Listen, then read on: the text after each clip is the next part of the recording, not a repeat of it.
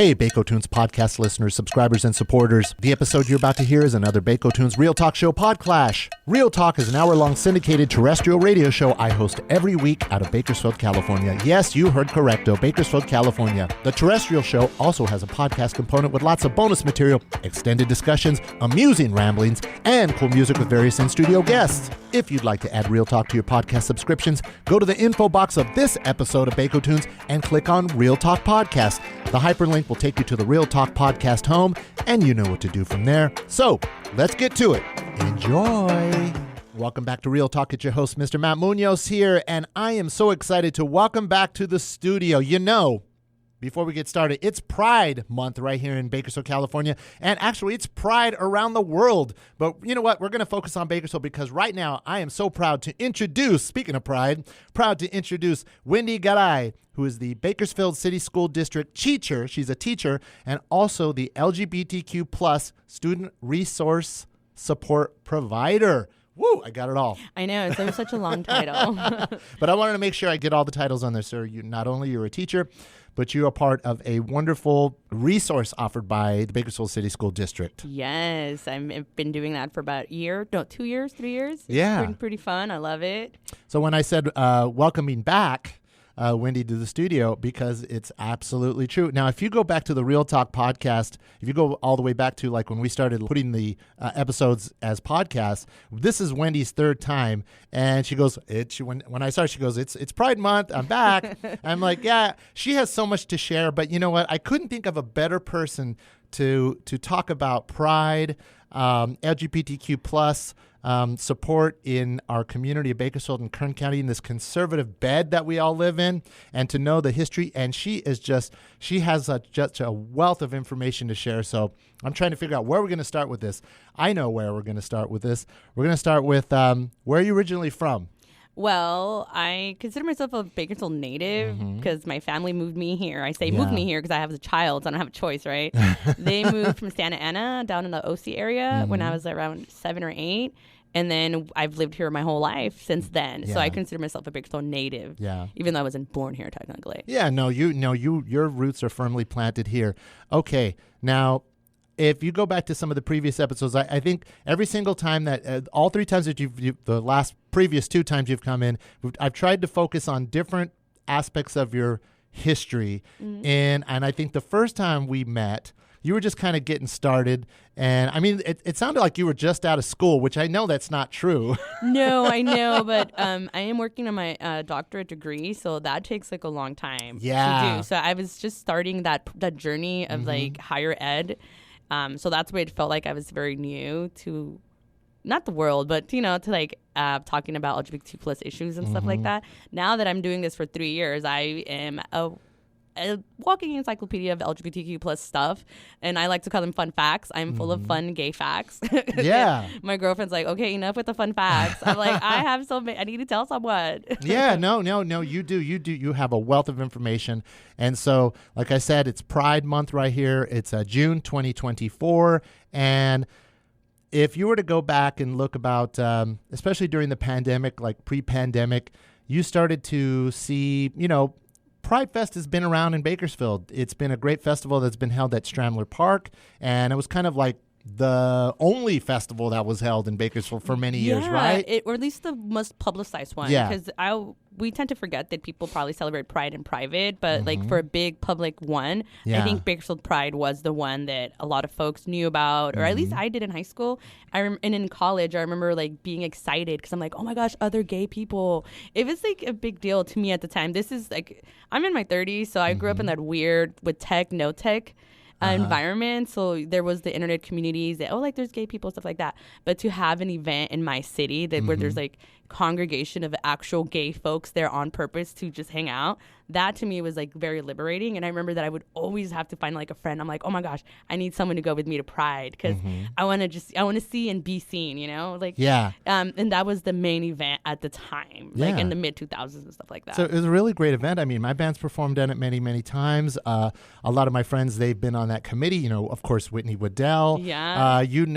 That's a voice she's the voice. I mean, she's been the voice for so many years for that, always out there, like if you need Whitney for anything, you needed information. She just retired, didn't she? Yeah, she just retired after 30-something years of teaching, which is wild to me because I'm starting my 10th year of teaching, and I'm like, oh my gosh, you've been doing this for 30 years. That's wild. Yeah, she's definitely a wealth of knowledge who I'm leaning on for my dissertation and stuff like that. Yeah, everybody out there, I hope you're celebrating Pride right now because, right, it's June 1st, you got to go all out. So this year, the Pride Festival that is normally held in October because it's so hot right now. Yeah. That normally held in Stramler Park, I believe, is not going to be happening. It's on a kind of a hiatus right now. Yeah, I believe it's a little bit of a hiatus. I'm not directly involved with organizing it, but I know that it's going on a little bit of a hiatus because it is a nonprofit work. And when you do stuff like that, the folks that do that volunteer their time, their money, their effort. So for right now, I believe it's on a hiatus. But thankfully, we're not in the mid-2000s anymore where that was the only event happening. I know there's a lot of events that are being sponsored throughout the town by by museums and other organizations. And I know I'm sure people are having pride parties at home. Yeah. Or individuals or community of friends, hey, let's just... As they should. But you know what? As I always say, because they have, Hispanic Heritage Month, they have this month. You know what? It should be 365 days a year. You need to be celebrating your pride all the time. Yes, I'm always right? gay. I'm gay all the time. I don't stop being gay after June. Yeah, there's no pause button for this. No. This is your life. Imagine I start being gay in June and it ends. That's the only time I'm gay. That would be hilarious. No, I'm gay 24/7, 365. Yes, as you should be. You should be happy. Okay, so let's get a little bit about your personal history. So you're right here from the Central Valley, Kern County. When did you come out? I came out to myself when I was young, obviously, in middle school, high school, I was starting questioning my own sexuality. And like I said, I grew up in the 2000s, so it's a weird transitional time between tech and no tech, internet communities, no internet communities. So I was doing a lot of online research. Am I gay? What does it mean? But I didn't officially start coming out to my peers or my friends until high school. And in college is when I came out to my parents. When I mean came out, I mean it was pushed out of the closet. And if you're in the community, and the term coming out just means that you're letting people know that you're part of the LGBT plus community. So that one was a little bit kind of shocking because I was still kind of... A big fear for me was getting kicked out of my house because that was a big fear. And I'm sure still is for some folks in the community or being not accepted and stuff like that. But my mom is very, very accepting. My whole family is very accepting. They send me gay things all the time, rainbow things. I'm like, thanks, family. They are Mexican American. I have Mexican American family and have family that is from Mexico. So it's really fun to see my family that is from Mexico, who you think are super, machista or super Catholic or whatever. They're super welcoming. They're always sending me funny things to me. Or rainbow. That's it. I'm like, let me guess, it's something rainbow. Yeah. And and sorry just to kind of put that out there. When did you come out? Because I feel like because we know each other and you've been here and we had this conversation before. I just want to try to get everybody caught up. So everybody out there listening, and maybe you are thinking about coming out. I don't know. How do you approach this? How do you communicate with people? That's a very interesting question that I have with adults and young people because in my role as a teacher, I work with a lot of young people who are always wanting to come out or have this concept of I need to come out. And I always tell them, or anybody that's kind of in this process, think about your safety, safety first. Always listen to your gut. If you feel that you're in an environment where, if I say I'm gay or if I say I'm a lesbian and it's not going to be taken well, maybe you don't say anything at all. Silence sometimes is okay, especially when you have to look for your safety. I especially tell it for my younger folks because you're young, you rely on these adults to help take care of you and love you and stuff like that. And if it's not the right time, then it's not the right time. So that's always kind of been my concept with coming out. Yeah. And some folks are lucky enough to be surrounded by people. They're like, if I tell them, they're gonna be okay. And other folks are not. And you know, I feel like your family, you know where you're at. And safety first. I'm like, listen to your gut. If your gut says this is not a time, then it's not the time. Which can be a little bit sad for folks like that, because sometimes you do want to be your authentic self, but you also have to be your safe self. That's always kind of where I go to. And so your personal experience, you're saying it was it wasn't as stressful as you thought it was going to be? No. After it happened, I was like, oh, okay, it wasn't the end of the world. But before it happened, I did have a lot of anxiety, a lot of fear, a lot of oh my gosh. I try to hide it, but if you were to see me, you're like, how do you hide you're gay? I'm like, I didn't, but but that was something that happened to me personally. And I've had friends that have come out and no issue. Their family was immediately supportive. And I've had friends that haven't come out, and they're like in their 40s and 50s because they know that their family's just not going to be accepting. It's one of those open secrets, or like, we won't say anything if you don't say anything. Yeah, you know, and that's complicated. One of the things I noticed going back to my experience of attending the Bakersfield Pride Festival that happens at Stramler Park, and you know, now they have it at Bakersfield Museum of Art, which we'll talk about very soon. But the event at Stramler Park every year, which is normally held in October, was that you see the different ages of people, and everybody's celebrating, and overwhelmingly you see a large group of very young people. Yes, and they're love having that. the time of their life. Yes. And I'm like, wow, it really warms my heart. But also at the same time, I'm like, I hope that after this event is over, they're still able to do this. I hope that this isn't just, you know, it's just like you can be gay for a month and you have to flip up the switch. That's impossible. Yeah. No, that's not going to happen.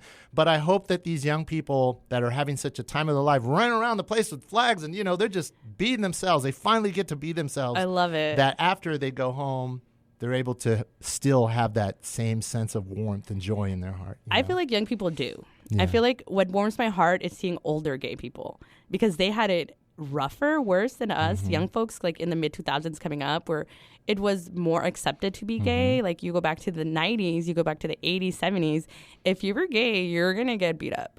You know, so it's very like there's a generational shift happening within the LGBTQ plus community, where you have young folks that are like reclaiming the word queer, and then you have older folks that the word queer is, they have a visceral reaction to it because it wasn't used in a power uplifting way. It was used in a derogatory, let me bring you down way. So even that is very interesting in the LGBTQ plus community.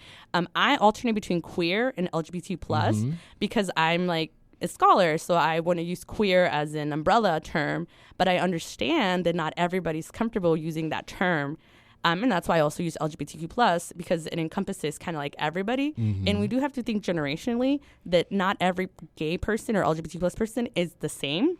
So some folks consider themselves gay or lesbian, but they do not consider themselves queer.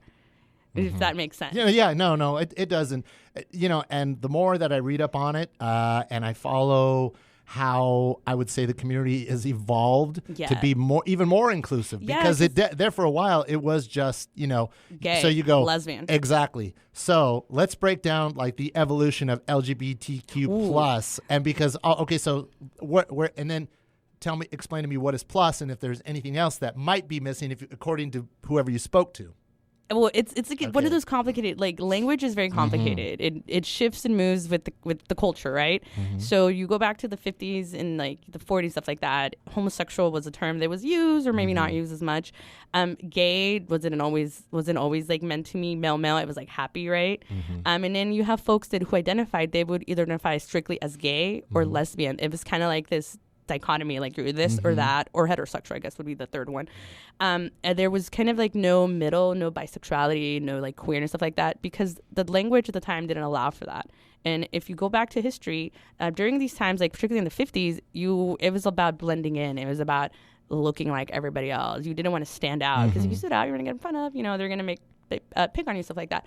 So you would either gay or lesbian, right? And then as time progressed and more acceptance came to be, not on purpose, I feel like the acceptance was fought for. Like, you know, you have the Stonewall riots, you have all these kind of things happening, and you start, folks in the community start realize, whoa, it's not just gay men, it's not just lesbian women. There's like a community of folks that kind of don't necessarily fit with those two words, but that's what was used.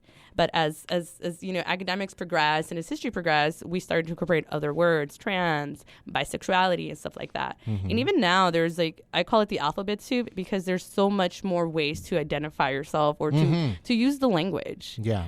So that's why it's like grown to be what I call the alphabet soup. That's why I like to use the word queer, because queer to me is an umbrella term, is anybody that's outside of the mainstream. Yeah. But like I said, queer was not used as an uplifting word always. It was as a derogatory term. If you did not want to be called that, you didn't want to stand out. Now we're in our society, we're like, yes, standing out is awesome. So you want to be different. You kind of like brag about how different you are. Yeah. But that makes sense. Yeah, I guess, you would say queer. That kind of like you could put yourself under that. Yes, and I would. Included. Yes. You're included in the soup. Yeah, yeah, exactly. Yeah, and especially in academia when there's like so much writing, that's what it is. To me, queer is an all-encompassing word, but like I said, that's me in my new age way of thinking. But if I were to talk to folks in their 50s and 60s, they're going to be like, do not call me queer because that's a derogatory term. Yeah. So that's something too you have to kind of be mindful. You have to read the room. And it's interesting because even within the LGBTQ community, there's not a full understanding of that. There are young folks that are like, I'm here and I'm queer, get used to it. Yeah. And then you have older folks that are like, whoa, I'm a lesbian, do not call me queer. But it's like, I get it. I get both ends. Because one of them wants to like move forward towards progress and the other one is like, wait, I've been here before. Yeah. Let's take it a little bit at a time. Wow, this is so interesting. I love this. I love these conversations. Okay, so now you're in school. You're going through school. You're on your own personal journey. Yes. As an adult. You get into college. Now, when you decide, after high school and you kind of have like, I know who I am. I'm on my way into adulthood. The next step, going to college. What did you decide to pursue? Okay. College is when I'm gay. Like in high school, I was like, I think I'm gay. Or I like to play the bisexual card. I was like, I think I'm bisexual. I like to joke that that's always the bridge to lesbianism or gayism, I guess. Because I said I was bisexual because I was like, if I'm bi, then I could be straight still, right? But that was kind of my own internal progress that I had to go through when I got to college. I was like, oh no, I'm lesbian. I am 100% lesbian. And in high school, there wasn't any clubs, organizations that were promoting LGBTQ plus students or student rights. But at CSUB, there was. I can't remember the name of the club anymore. And I was like, I'm joining that club because there's like-minded folks like me. And that's kind of where like my journey towards activism and seeing other folks live their authentic selves, that's kind of where it started. So college really jump-started that process for me. Oh, yeah. Okay, so when you go to Cal State and you attend the first meeting, was there anybody, did you know anybody there? No, I didn't know anybody. It was like very small, maybe like 5-6 people, very brave folks that were out there doing this kind of work. And I was like, okay, this is the kind of people, these are my people right here. Yeah. And then I started to kind of just learn the lingo, learn the spots, the Mint, Casablanca, like all these kind of like gay hangouts.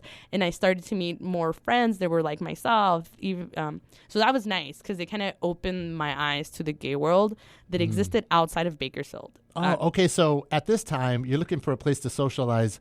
You had not even gone to...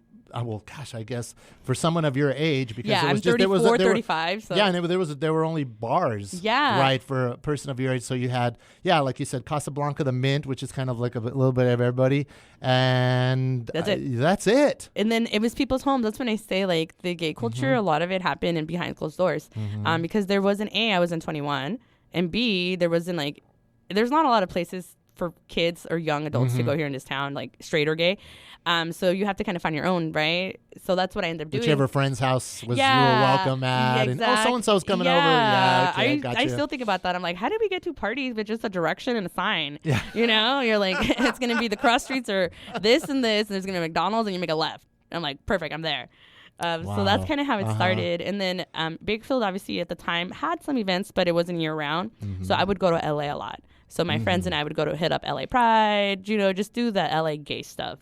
So that's where I was like, oh, okay, this is cool. This is what could be in our town. Did you attend the WeHo Not Pride? this time, no. I've gone to it in the past, but this time I'm a little bit older. My knees aren't the same. So I tend to do Pride more casual, more relaxed. I know that they were concerned about the Gaza protests, like the Palestine protests were going to show up, and then also like it was going to be like a clash of all that. I don't think any of that happened. I think it went off very peacefully, thank God. So LA has their huge festivals. San Francisco, of course, has their huge festivals. What are some other big places in Kern County? Is it just those two major cities that have big Pride festivals? I know that Fresno has one. I think Visalia had one. I know that the Central Valley is... Right now, I think we have pockets of this kind of like happening because I know that like started in Southern Central Valley. Like we had, Delano one time had a proclamation. So unfortunately, it's not happening yearly, but it is happening yearly in the Central Valley as a whole. So maybe it didn't happen in the southern Central Valley where you and I live, but I know that in Visalia they had a proclamation. So it's not a perfect system yet, but there's still progress happening. That's when I talk about like that invisible work and not visible work. The visible work would be these proclamations, these pride events. And the visible work would be like people pushing for this to happen day in and day out. Do you think that the reason why there is not as many festivals or celebrations happening right now is because you think people are much more comfortable in the community, that they can be themselves? A little bit of both. I think they don't have to be so like, flag wavy. I don't know. I personally think that the reason why we're not having as many events this year is just people get fatigued. Like the people that are organizing this event, it is a commitment. You have to commit time, money, and it's nonprofit, so you don't make any money. So it is a lot of work. So what I imagine is these folks are taking a breather because these last 4 years have been kind of chaotic. There's always a lot of happening. And in Pride, you have to also rest, So I think this is a rest year. Or attend somebody else's festival or go to go get ideas and bring it back. Yeah, exactly. And like I said, a lot of nonprofit work is just people work.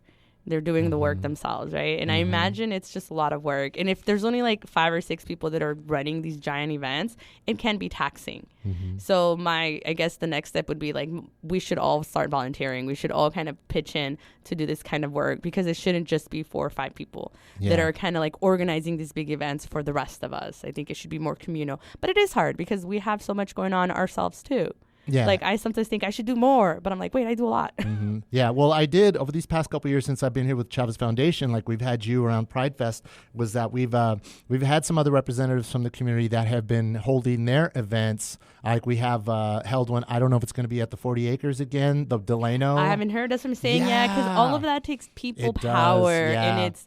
And like I said, if it's 1 or 2 people that are leading it, it's taxing, it's tiring, it becomes overwhelming. Yeah. So that's another thing I think we need to work as a community is how do we work better together where we don't put so much responsibility on one person. But the way that happens, the way those things happen is if you're out there listening and you say, you know what, I would like to, jump on one of these committees.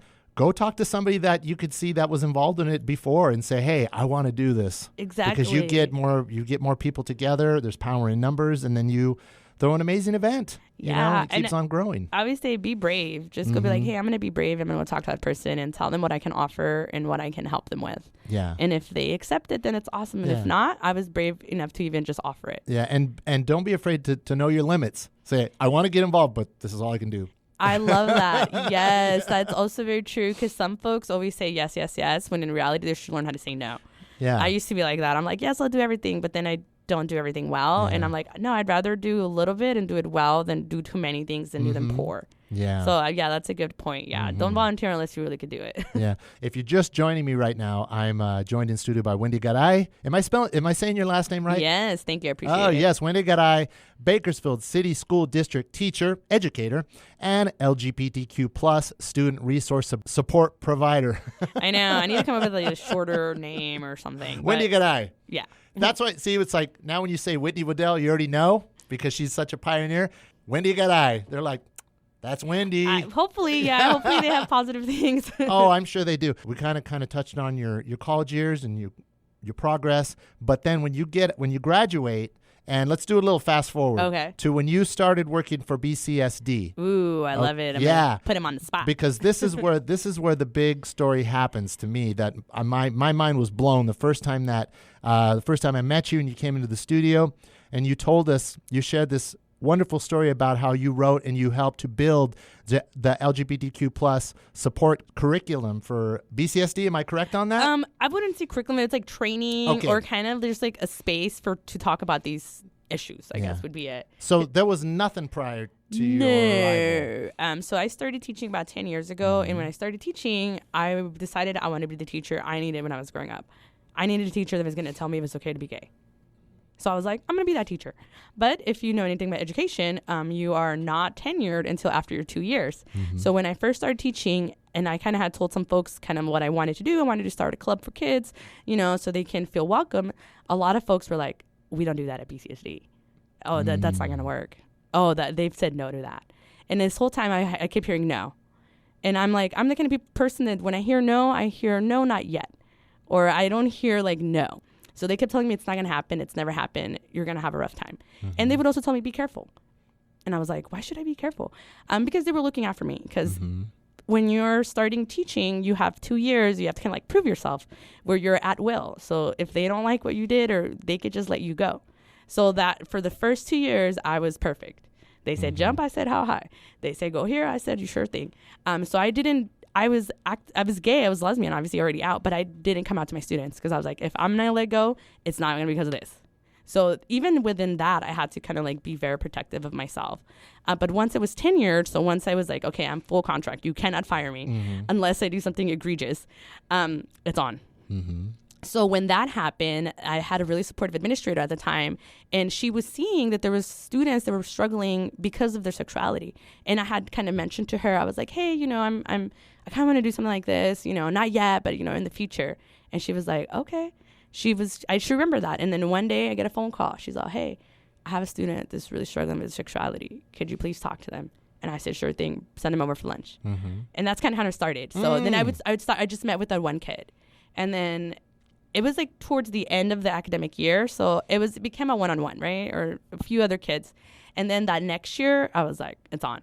She pretty much gave me a blessing and said, you could start a GSA or Gay Straight Alliance club for the middle school. And I said, let's go. And that's kind of how it started. Wow. And how do you start that? A lot of research. I literally was looking online. There was nothing for middle schools. There's a lot of stuff for high schools.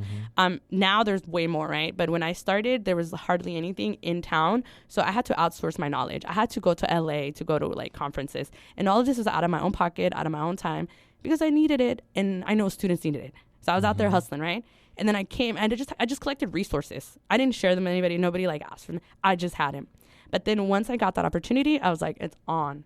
So I started sharing resources. I started telling other adults. I was like, hey, if you want to do this, I got you. Students, hey, come to my club. Let's do this. And for a long time, it was just me. But then the word spread around. And then it wasn't just me. And it hasn't been in me since then. Yeah.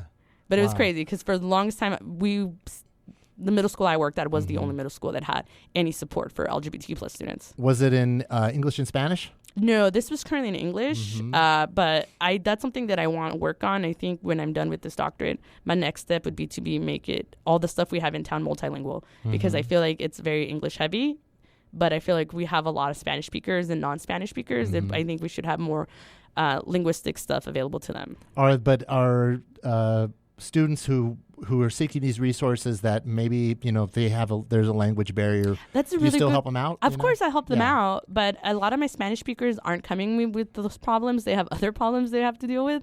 I'm not saying that doesn't exist or there's not like LGBT people that are Spanish speaking only or students. Yeah. But that's something that I see that I struggle with also too, because I'm like, goodness, I wish I had this in Spanish. Because sometimes it's the kid is not the one that needs help, it's the parent.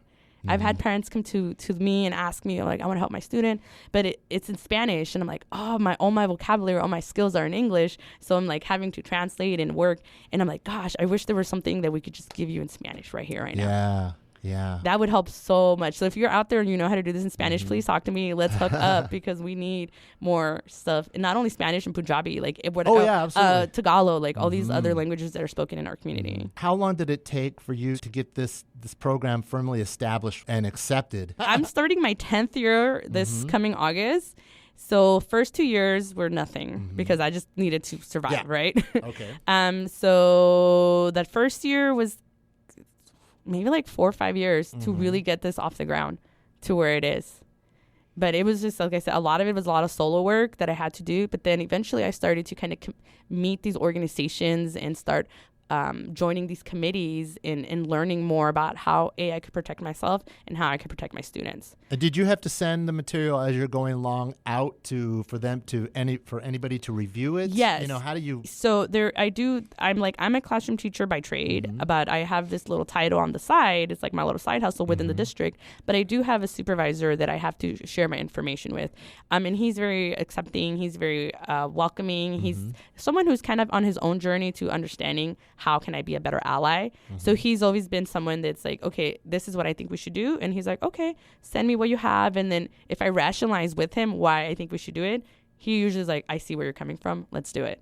So was it a really strict vetting process as far as like, every bit that you wrote? Did you have to send it to To him or her or? I just sent it to him. Yeah. Just so he knew what was going on. Mm-hmm. But it was never like, you can't do this, you can't say that. But what about organizations who already have something like this? Maybe like a national organization. Did you send that? Hey, what do you think of No, this? I actually stole and borrowed from them Really? because I realized that a lot of these organizations they talk to big cities. They talk to San Francisco. They talk to Los Angeles. They talk to New York City. Yeah. We're not those cities. Yeah, We're you're Bakersfield, California. Rural. Yeah. Yeah. So a lot of it I have to water down, not because it's bad, but because we need to meet our people where they're at. That's kind of where I've always been at.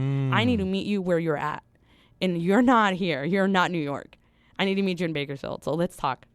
So that's kind of how I did it. So I was like, what are the needs of our community? Our community just needs understanding. Let's start there. Wow, that's amazing. That's amazing. And you have this, I know we talked about this before because you wanted to build maybe like a database about That's the dream still. Yeah, a database for like the history of LGBTQ plus movement in Kern County and Bakersfield, destinations, which were like the original hubs over the years. Yeah, tell me a little bit more about that. That's still the dream. Like, I love local history. Like, if I could just teach local history, I would. I'm obsessed with it right now. Like, I want to know everything gay about this community. And that would be my goal, is to just like have a website, a page or something where we can kind of talk about it, because I know that we have a lot of great history. Fun fact, you probably know this. You know our good friend Cesar Chavez? Yes. He was one of the first like real social activists that supported LGBTQ rights. And a lot of folks don't know that because they always think, oh, Cesar Chavez farm workers, Cesar Chavez farm workers. And even I didn't know this all the way till last summer. I went to a program they had at Bikini at La Paz, and I was shooketh. I was like, you're telling me Cesar Chavez was like a gay rights activist before gay rights activist was a thing? And that to me blew my mind. And I don't think a lot of folks know that. And if you didn't know, now you do, friends. So for this Pride Month, also remember Cesar Chavez was champion for us, not just farm workers, which is kind of cool because in 1987, Chavez was actually the Grand Marshal for the second March on Washington for lesbian and gay rights. So he was out there putting his neck out for us before it was cool. Isn't that crazy? Yeah. He's from town. I wish we would commemorate that now this month, June. Like, this would be a perfect time to do something in his honor, or with, and not just him, Dolores Huerta too. She's always like been pro gay rights and stuff like that. Both of them have. The UFW has been fighting for civil rights. For civil rights, not just that, and like you said, an umbrella. When you say civil rights, that's everybody. It encompasses a lot of folks. Yeah, there's like this intersectionality between everybody's rights, because we're not just one person, we're not just one anything, we're multifaceted individuals, and we have multiple rights that need to be guaranteed. Now let me ask you this: when we talk about the schools, and then another hot topic, transgender individuals. I mean, we saw the thing with the Bud Light can. Oh yeah, and then nobody forgot about it. Yeah. Like a year later, everybody's drinking Bud Light still. I'm like, people are just looking for something to be angry about. Unfortunately, I feel like that's And I thought it was ridiculous. I thought it was at the time very brave of the marketing, the people at Bud Light to do that. I was like, wow. To me, I'm like, okay, that's cool. You know what? I never thought that the rest, a big part of the country was going to react so negatively to it, and it would become like oh my gosh, I have to hear another Bud Light joke and this and that, and people that I know joking about it, and oh, you're drinking a Bud Light, blah blah blah, and had to hear some stupid joke. I mean, this is a year and a half later. We still have to deal with that garbage. But fun fact. Uncle Cracker, who was Kid Rock, because Kid Rock was the one who started all this crap when he shot the cans of Bud Light with his gun, was that Kid Rock's former DJ is performing here in Bakersfield, and his show is sponsored by Bud Light. Yes, at the end of the day, nobody cares. It's money. Yes. Companies need money. Yeah. Gay people have money. That was ridiculous. But forget them. Forget Kid Rock and Uncle Cracker and whatever. Let's talk about how you, in your position, offering these resources now, the trans community. Now, let's talk about that. There was a story that I heard on NPR where they're trying to, the schools can get in trouble if they don't tell the parent that the child is identifying as trans. There's laws. There's a bunch of things going on that protect right now. Teachers and students. And then there's laws that are there for educators and stuff like that. So it's a very complicated system, even here in Kern County, because the laws state that if you're a trans student and you come out to your teacher, they're not going to out you to your parents. That's like the law. But there's because young people, I feel like some grown-ups believe that young people need a lot of protection, which they do. But at the same time, we have to understand that young people are learning about themselves and who they are. And sometimes they are trans. Yeah. But it's not everybody and it's not all the time. And I think it's a lot of fear that goes into this misinformation of like, oh my gosh, my child is trans and the teacher knew and it didn't tell me. And in my head, I'm like, well, if the teacher knew and and the child didn't tell you, there's probably a reason for that. So that's kind of where I'm coming from it, where it's like, as an educator, I know the rules and laws that they protect me, but I also understand the parent. Like the parent wants the child to trust them, but if the child knows you're homophobic, that's kind of hard. Yeah. You know? Yeah. So it is a little complicated. For somebody out there listening, they go, well, she's talking about LGBTQ plus. Now, do you communicate with the trans community the same way? Is it kind of like standard across the board? Yeah, there's no separation. Like to me, if you're queer, if you're LGBTQ plus, like you get the struggle, because there is a struggle that comes with being not heterosexual. So I don't differentiate. I'm always helping everybody with, because everybody has different needs. And just because you're in the community doesn't mean you have equal needs. You know what I mean? Yeah. Because there's some folks that are going to need different things. Maybe a trans student is going to need way different services than a student who's realizing, oh, I think I'm gay. And I just do the best I can, not only me, but help other adults in understanding that process. Because a lot of times, sometimes we as adults, we don't have to have an answer to everything. We could just say, thank you for sharing that. Yeah. And just silence is sometimes okay. Yeah. And then there's another level, just to make things even more difficult sometimes for you, is like for people of color. Oh my gosh, yes. It's so much harder to be a trans person of color in this country because you have a lot of things stacked against you. You have the fact that you're a person of color, the fact that you're trans. My girlfriend and I were just talking about in the car. If you identify any of those two, you make the least amount of money, like in society, because people aren't going to want to hire you, because people are going to discriminate against you for whatever reason they might be. So it's like very, like, even folks that identify as trans persons of color, they have different needs than a straight gay man. So you have to kind of like be aware, like that's where, once again, meeting people where they're at. Like, where are you and what are your needs and how can I help you? And if I can't help you, who can? Yeah. So that's always the other thing too. Like, if I can't help you, who can I send you to help you? It's so wonderful that you're offering this, and everybody out there listening, if you have a child who you don't know how to approach. Now, what about parents who are looking for some direction? Because I love they're like, that. yeah, Yes. where should the parents go? So we do have PFLAG here in town, and they used to be independently run, but now they're affiliated with the Center for Sexuality and Gender Diversity. So if you are a parent, or if you're a child and you have a parent that needs a lot of help or wants help or support, I would start with them, because they have a lot of resources available, and they're in the community 24/7. Like, I am in the education part of the community 24/7, but they're in like the help services and other stuff like that. Oh yeah. So that's something I would, in the internet, friends. The internet is very helpful. Start there, and then kind of work backwards. Yeah, and parents out there, I think, and maybe you might agree with this, is that if parents are like, I think my child is trying to tell me something, go do your research. You can do your own work. You don't have to say, hey, talk to him. Why don't you wait to talk to him? Because you might say something that you might throw them off guard, and it kind of might make them nervous. Yeah. So go do your research, and then and if your child tells you something you don't understand, my go-to is, well, what does that mean to you? Can you tell me what that means to you more? Can you explain that to me? Because sometimes we don't know what they're trying to tell us, and they don't know what they're trying to tell us.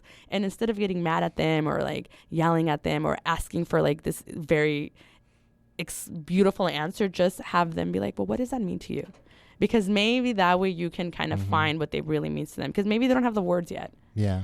So that's always my go-to, because if you don't know what they mean, just be like, okay, sweetie, write it down, and then go on the internet and start doing research, because our kids know so much more than we know. True. They do. They have the internet.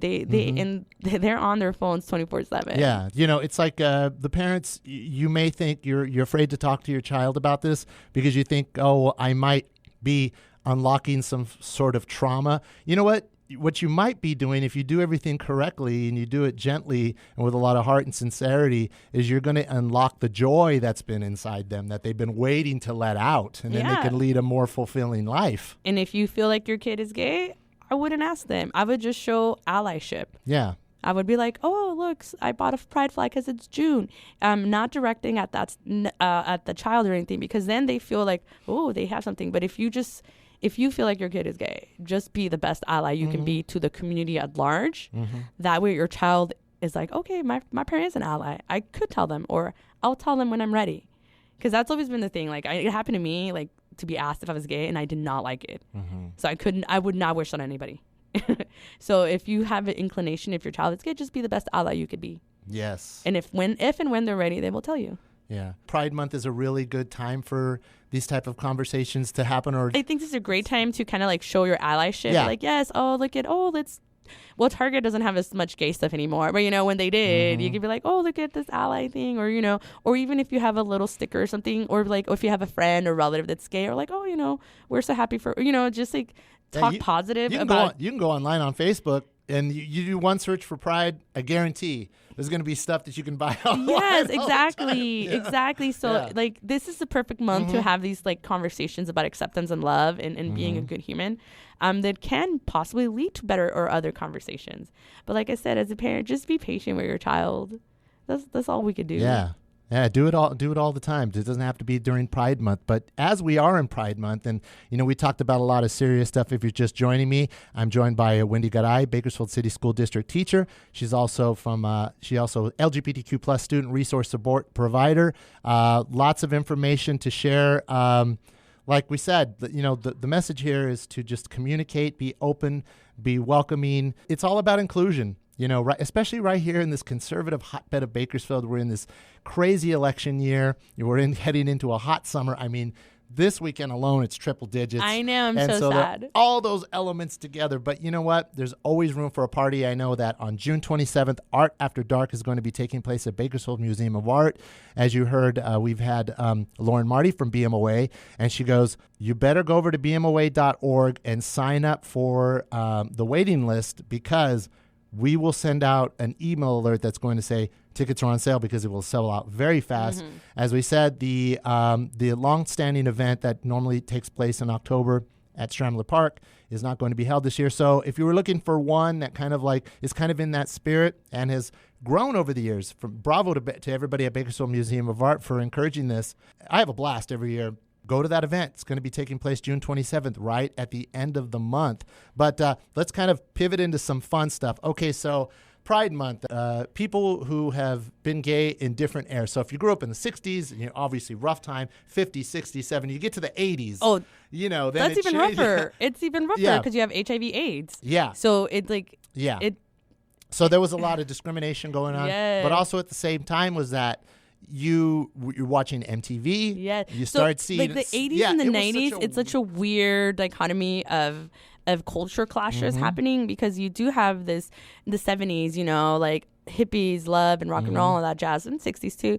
And then you have kind of like this kind of momentum for gay rights, but then you get to the 80s and you hit HIV/AIDS, and it's devastating to the LGBTQ plus community. And then not only is it devastating to the LGBT community, folks don't understand that HIV/AIDS is not a gay disease. Yeah. It was a virus that we transmitted to anybody with to any human that HIV. Yeah. There was a lot of misinformation. So there was a lot of misinformation on that too. So the 80s was a rough time to be gay, because like, oh, you're gay, you have HIV/AIDS, and if you were gay and did have HIV/AIDS, you were on your own. Essentially, your family already had abandoned you. The medical community had abandoned you. It was you and your folks and your friends, and that's why the word lesbian is in front of LGBTQ plus. Because during this time, it was the lesbians who were out there helping all the folks that were suffering of HIV and eventually AIDS. Wow. Yeah. So like the 80s is always like a fun time, but it's always like with an asterisk, because I always think HIV/AIDS. Totally. If you were of an age during the 80s, you saw the news reports. School, I don't remember us really learning too much about it, because it hadn't reached there yet. No, because it was novel. Like I said, people thought it was a gay disease. Only gay men get it. It's a human disease, but because it happened to start within the gay culture, or like how it went about, how it spread, early spread was within the gay community. It became as a gay disease. But we know it had nothing to do with your sexuality. It had everything to do with unprotected sex. Yeah. But then I remember when the movie Philadelphia came out. Yes. Yeah. That was big. Was that late 80s or early 90s? I can't remember. Let me see. Yeah, but stuff like that, like even now, like folks are too scared to get tested for HIV/AIDS. It hasn't gone away, guys. So please get tested. No, you should go. I've gotten the test. It's just go get it. And you know what? For peace of mind, like if you're just kind of worried about, people during those years of their lives where you just kind of 1993. Oh, okay. 1993. People are during periods of their lives where you're a little bit kind of out of hand. It's part of growing up. It's rites of passage. Yeah, those are the times you need to definitely go and just go get it. So quick, in and out, boom. Kern County has high STI rates. Please get tested. Yeah, I remember the boards that would say like chlamydia is not a flower. Oh yeah. So like with that, right? Yeah. So it came with that. Yeah, health and wellness. It's all about health and wellness. But let me talk about some fun stuff before we start kind of wrapping up with some more messaging. If you were to have like movies that you would watch during Pride, you'd like, these are my top Pride films to see, what would they be? Oh man. Okay. There's a bunch. Okay. Now I can't think of any, right? My first one that I saw, some of these are a little for like adults. It's called But I'm a Cheerleader. Oh, yes. I love that one. Essential, yes. I love that one. Okay. Oh my gosh, now I can't think. What about Bottoms? Oh my gosh, Bottoms was funny. That one was funny. And that's a new one. That's a newer one, yes. Oh my gosh, now I can't think of any movies that I like to watch that are queer or LGBTQ plus. You put me on the spot. I can't think. That's the one I can think of right now because I just watched it because it was Pride Month. Oh yeah. Okay. So let me see. What about John Waters films? So Hairspray. Okay. Is that would that be classified? Well, see, this is where I am going to disappoint some folks. I'm not a big musical person. I'm not that kind of gay. Well, not the remake, the original one. Oh. The one that had Ricky Lake in it. Oh, no, still. I haven't seen it. Oh, you haven't seen that? I've seen it, but like I said, it's not something that register. It doesn't I catch my. Yeah. I'm trying to think. There's just I can't think of any right now. Sorry, friends.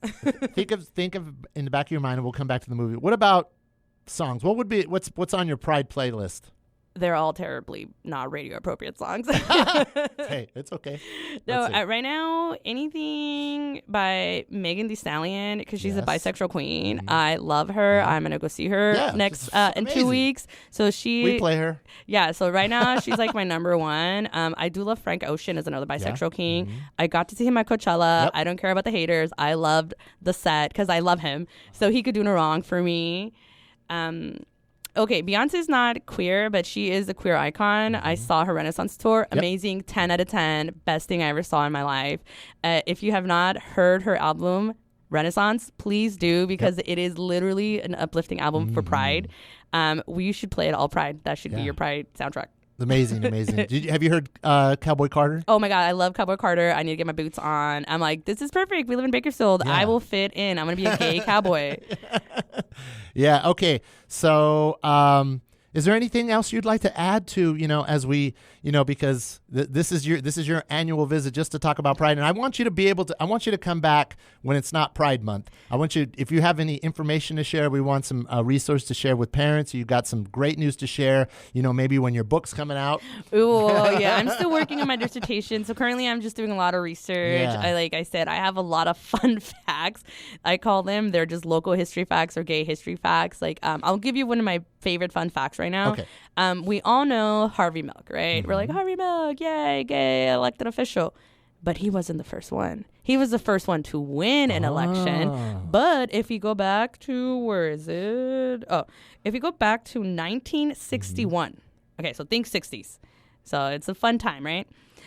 We have this gentleman named Jose Sarria, and he is a drag queen in San Francisco, okay? And we're not talking RuPaul. Okay, we're not talking fabulous RuPaul. Think 1960s drag queen, okay? So imagine like the curlers, the long dresses, like that's what I'm talking about. He was a waitress who performed at the Black Cat, which was a very like avant-garde cafe in San Francisco where you had all these like poets and writers kind of hang out. And he started to do kind of like a cabaret show. He would like sing and, do camp stuff, gay stuff like that. And he started to grow a following. And the Black Cat came kind of like this, the place to be if you're queer and gay.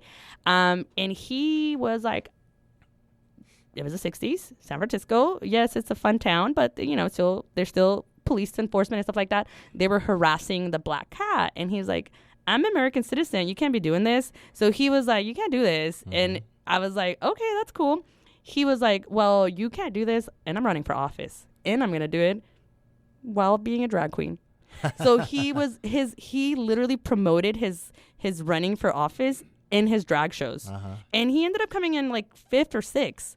He didn't win, but he was the first one of the first people to run for office as a gay man.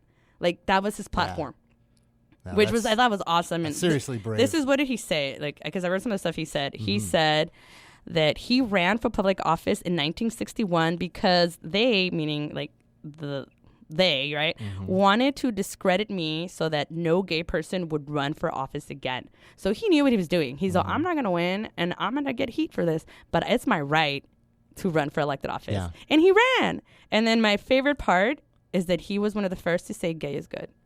He said, gay is good. What did he say? I started to preach gay is good. I ran for public office to prove that if you're gay, you had a right to do such a thing. He was promoting kind of this concept of being out. Because in the 50s and 60s, if you were queer, you were in the closet to survive. And I get it, because you had to survive. And he was like, no. We should be out. We should be proud. We should be who we are.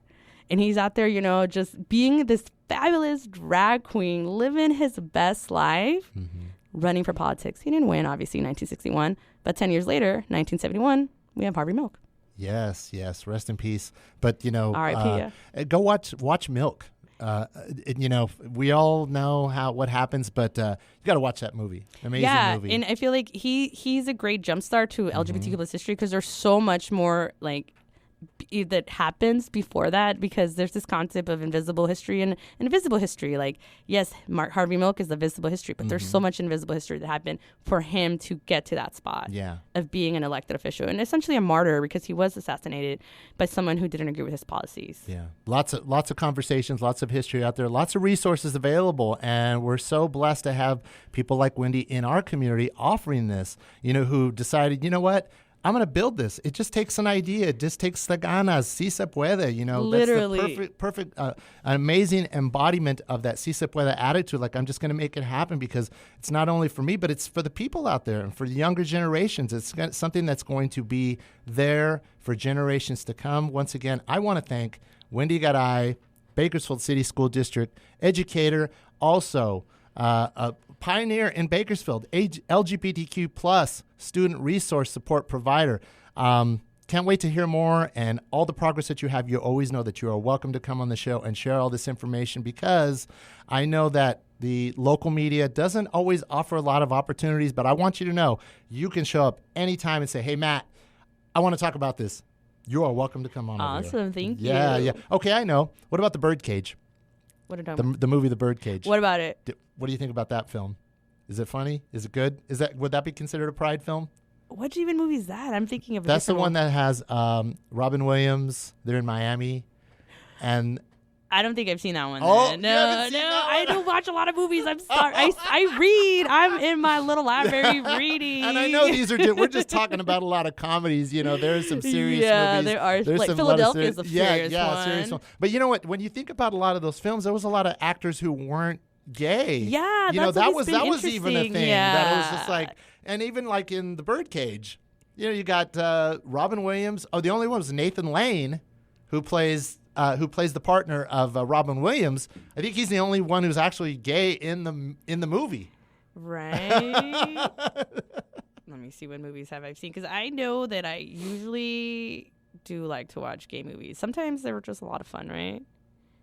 Oh my gosh, I can't even think of any. Yeah, movies are movies, but I think they have those themes. Oh, Love, Simon is a good one. Love, Simon, haven't seen that. Oh no, it's a book too. I know a lot of it. Love, Simon is about a high school young adult book. Great if you haven't seen it or read the book, you should. Let me see, what else have I seen? Oh, Rustin, that's another good one. It's about another person that Ryan. I can't remember his first name, but he was Bayard Rustin was an advisor to MLK. So Martin Luther King. Yes, that's a new one. Yeah, that's a new one. Netflix? Yes. Yes, it's one of Netflix. the streaming services. It's on Netflix. He's an interesting character too, interesting person, because even though he was helping MLK like with all his social movement and stuff like that, he didn't necessarily advocate for gay rights until later in life. So I would consider him definitely one of the top gay historical persons, but he wasn't advocating for gay rights at the very beginning of his career. He was kind of focused on social rights, like the South, getting, Black Americans to be kind of on par with white Americans, stuff like that. So that's where his movement started. Later in life, it kind of became kind of encompassing LGBTQ plus rights, though he was gay himself. What I'll do if you go to the podcast. No. Please, by all means, I thank you. Appreciate that. Because like I said, man, we could keep on going with this. But what I'll do is in the podcast, because like I always say, we only have so much information on the broadcast version of our interview. But if you go to the podcast, the Real Talk podcast, it will be in its entirety. In the information box, I'll hyperlink the everything that we just talked about, the listings and some resources. But okay, before I let you go, I've recently started ending my interviews with asking guests like to give me a song, current or classic. It's like that always puts them in a better mood and gives them the energy that they need to get busy. What's your jam? And I'm going to play it right now. Okay, let me look for it. Okay, this is kind of... Because I've been stuck, like I said, on Megan Thee Stallion right now. She's my number one. So I'm stuck in her Boa song right now. Boa by Megan Thee Stallion. Yeah. All right. This is a special request by Wendy Garay for Pride Month. And every day, get out there, celebrate. It's Pride Month. You should be proud of yourself. And we're proud of you out there, everybody in the Bakersfield community. Let's have some fun. All right. This is Boa by Megan Thee Stallion. Special dedication by Wendy Garay right here on Real Talk. Thank you so much. Thank you for having me. And if the beat live, I be showing my ass they met her. Bitches is bitter, they thought it was sweet. All of a sudden they vegan, they don't want beef. Talking out of veneers, I'm knocking out teeth. I pop shit, they went pop. They bought Birkins, I bought stock. They still on a boat, I'm on a yacht. They taking shots, I'm taking spots. I see the shade, then they get blocked. They see the chain, then they went blind. Yeah, I know I'm different, I'm one of a kind. I took off on bitches and left them behind. How do you hate me if I'm on your mind? Sending me messages, ain't Valentine. Bitches is messy, but I'm petty. Don't gotta edit. Check the Getty. I keep it real, I keep it sexy. Holla for backup before they address me. Hoes do all of that typing, but never once did I get pressed. It's obvious bitches obsessed. If it's fuck me, then we having sex. If I pop back, then they go. Bitch, your time up. These bitches only hot on. Yeah, bitches doing all that womp, womp, womp, womp, womp, womp, womp. Bitch, your time up. Why is you not clocking that? Doing shit for TikTok. Bitch, I'm really hip-hop. They all know my shit hot. Ain't listen when your shit drop. All my diamonds dancing. I ain't need to make no TikTok. Bitch, your time up. Yeah. Hair long, money long, counting up for hours.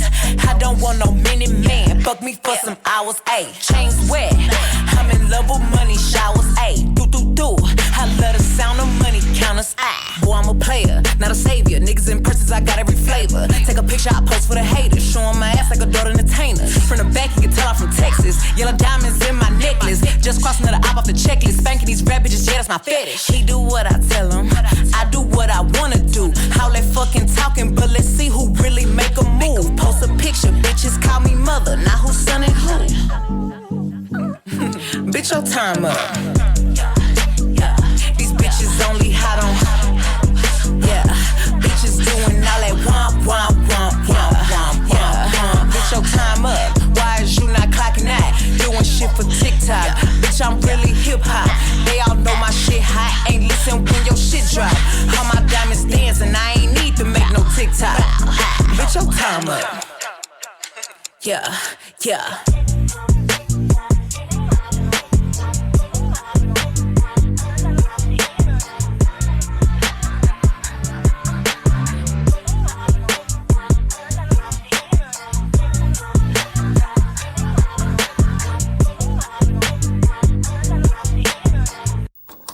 The BAKOTUNES podcast with Matt Munoz. New episodes every week. And for the latest, be sure to follow us at BAKOTUNES on Instagram. That's BAKOTUNES. And be sure to like us, rate us, comment at us, and don't forget to subscribe. We'll be back next time.